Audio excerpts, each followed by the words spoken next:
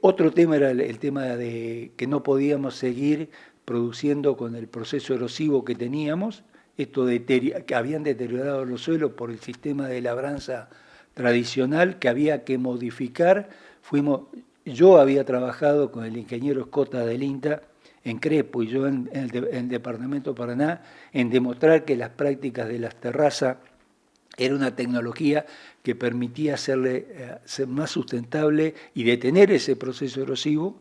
En base a esto y esta experiencia, cuando asumimos en el año 88, ya empezamos a tratar la ley de conservación de suelo, donde se le daba beneficio impositivo a los productores que instrumentaban la práctica de conservación de suelo, y bueno, eso fue lo que hoy todavía está vigente, y que creo que se ha paralizado en los últimos años, pero de 1.600.000 hectáreas tenemos 500, 600.000 que están con prácticas de conservación de suelo. En tu época se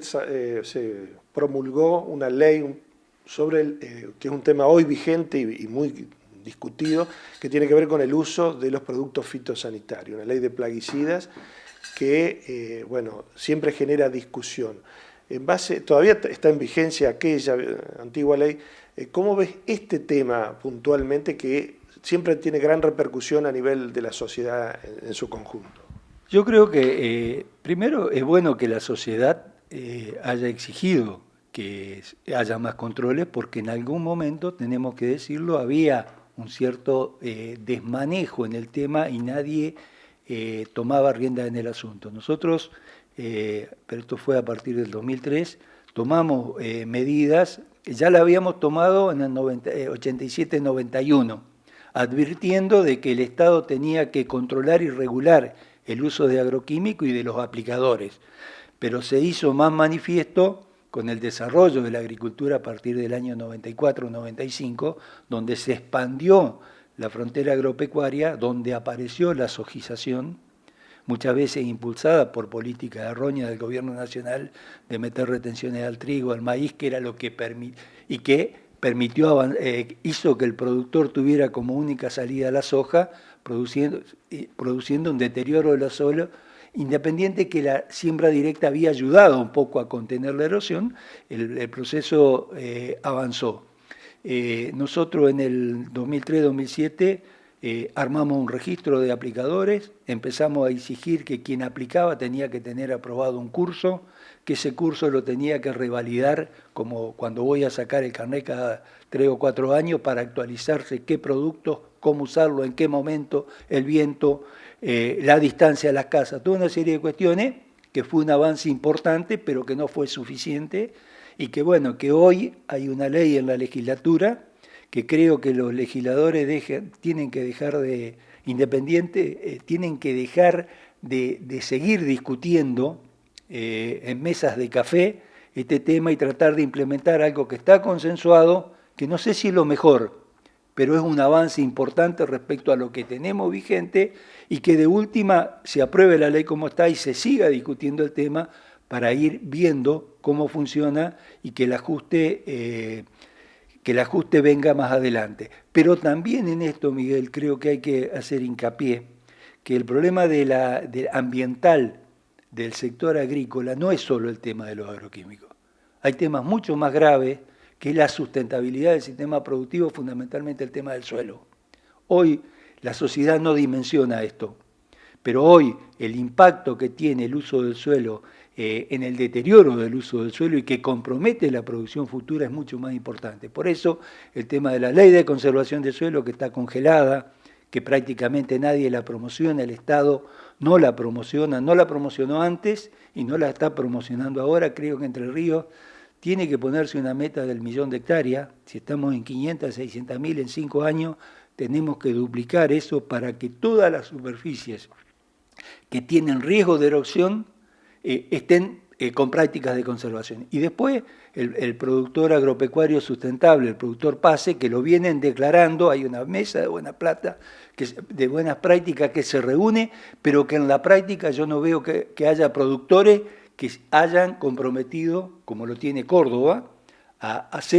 demostrarle a la sociedad que se puede producir grano, que se puede producir carne, que se puede producir leche, conservando el ambiente y en cierta forma hasta mejorándolo. Lo último que te pregunto, un poco analizando el contexto actual, político actual, a nivel nacional, con un gobierno que tiene claramente una ideología, ¿cómo ves vos el rol que debe tener el Estado, debería tener? Y un poco, si te tocara estar hoy en funciones, ¿cuáles serían los ejes que priorizarías? Bueno, yo creo que lógicamente que tenemos un Estado que no solo es antiestado y antiinstituciones, sino que fundamentalmente ha destruido a la clase media argentina, reduciéndole su capacidad de consumo, reduciendo sus sueldos, un ajuste que van a cerrar los números, la economía se va a estabilizar, pero que el sector productivo, es decir, que los economistas tienen que entender que no solo hay que cerrar el déficit, sino que ese déficit se debe ir reservando, no en forma bruta como se está haciendo, sino en forma progresiva. Creo que hay que hacer muchos ajustes en las instituciones del Estado, en eso coincidimos, porque se las ha usado demagógicamente, pero esto no quiere decir que tenga que desaparecer el Estado, sino sobre lo que está mal, mejorarlo, hacerlo funcionar, y hay muchas cosas que el gobierno provincial puede hacer. Primero, tiene que plantarse ante el gobierno nacional para defender a las actividades productivas de la provincia y que no desaparezca la citricultura, la forestación, el arroz, todo cultivo que están comprometidos, producto de políticas que, por más que declamen, que quieren el desarrollo del país, no están haciendo absolutamente nada para promover la reactivación del aparato productivo, la reactivación del consumo. Es nada más que un ajuste financiero, pero que la parte productiva no se la tiene en cuenta. En esto yo creo que el Estado provincial tiene que plantarse y reclamar esto,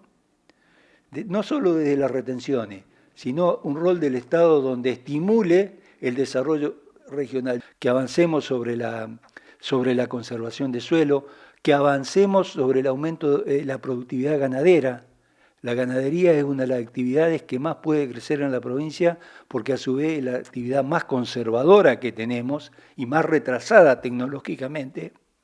De los 60 terneros que marcamos cada 100 vacas, se puede llegar a los 80, 75, 80, y eso sería un despegue de muchos pueblos del interior que viven de la ganadería. El tema de los GISER, o como lo quieran llamar, la Asociación de Productores, para instrumentar tecnología, para acceder a maquinaria, todo eso se puede instrumentar y no depende del gobierno nacional, depende de la decisión política de quienes están gobernando en este momento.